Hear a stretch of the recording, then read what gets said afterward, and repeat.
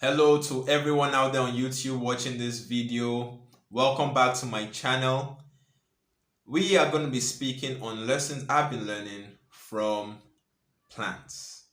Today, we're talking about what happens after that seed absorbs water and cracks open. If you have no clue what I'm speaking about, it means you probably haven't watched the first video. Please go back, watch the video if you learn one or two things, or perhaps you're reminded of a few things. Then like, comment, share, subscribe to the channel. Let's get back to today's video. And for some of you that may not know who I am, my name is John Onuminya. I love to learn and I love to share what I learn, hence these videos that I'll be making. And hopefully, I will learn a few things from you as well. Now let's continue with this video. After the seed absorbs water and cracks open, it exposes the small shoot and the small roots. The first thing to grow is the root, and the root grows out and down into the soil. It keeps growing down, searching for nutrients. And sometimes it grows these lateral roots as well, called tap roots, to be more efficient in searching for those nutrients. And there are a few lessons that we can learn from this. I'll highlight just three lessons that we can get from this. First, the growth happens where? In the soil, in the dark, where we generally cannot see the roots growing. I don't know who you are or what you love to do. Maybe you love to get a shovel and go and dig the ground so that you can look at roots growing. I'm not like that. And I like to believe most of us are not like that.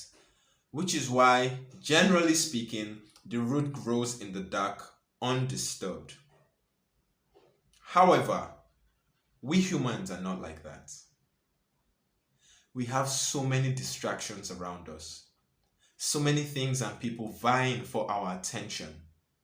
Your boss, your colleagues, your customers, your spouse, your children, your friends, social media, movies, adverts.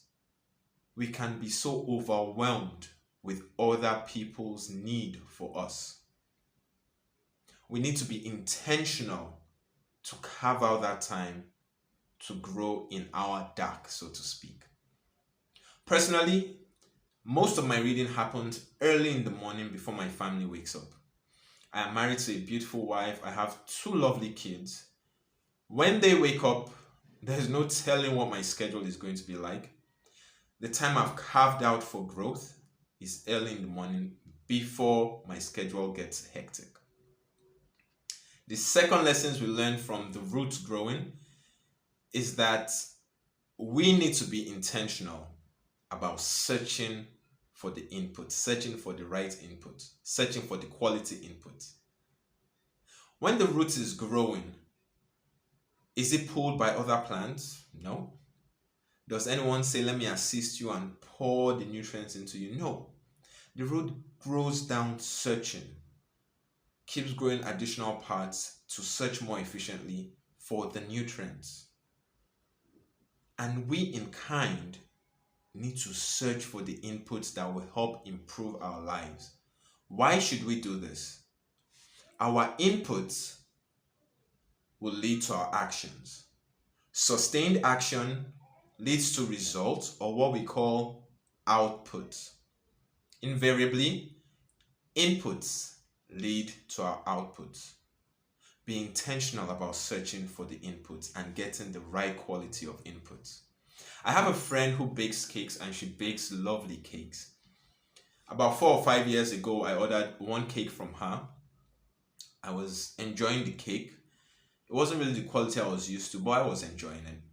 And I got to a part of it where I crunched on it. This is not crunching on the hard fondant icing. It's crunching on what was supposed to be a soft layer of the cake. And it turned out that what I crunched on was a shell of one of the eggs. I assume one of the eggs she used to make the cake. Imagine having one of your ingredients for making cake as eggs. That would definitely affect your output. And for me, that completely ruined my experience. The type of cake I got from her last year though was completely different. It was good. It was so good. Other than that extreme of using the shell in the egg, which she didn't use last year, fortunately, the quality of ingredients were completely different. We need to be intentional in searching for our input, and that will completely change the quality of the output we deliver. And the final lesson I've learned from this experience of the root growing down is that growth is never ending. The root continues to grow and continues to search for nutrients. The extent of the growth you want, however, is determined by how far you hope to get. If you're going to be a small bush there, you don't have many fruits you're producing, or maybe you're not producing any fruit, your root may not need to go that deep. It may be a shallow root. Who knows how much nutrients it absorbs on a daily, hourly basis. But if you want to grow to be a massive tree that bears hundreds of fruits, then your root needs to go deep. The amount of nutrients you need to absorb needs to be quite a bit.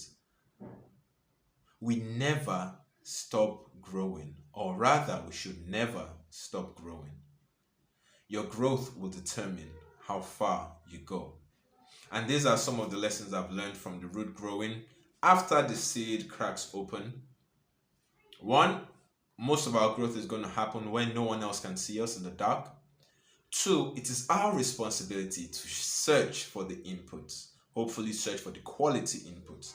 And three, growth never ever stops. Please continue to grow, and all these things are determined by how far really you want to go and the quality of life you want to live. If you've learned one or two things or been reminded of a few things, please like, comment, share this video, and subscribe to this channel.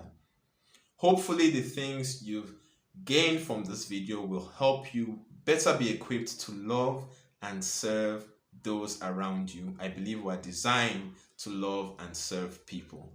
Thank you so much for watching this video. I do not take your time for granted. Till next time, take care.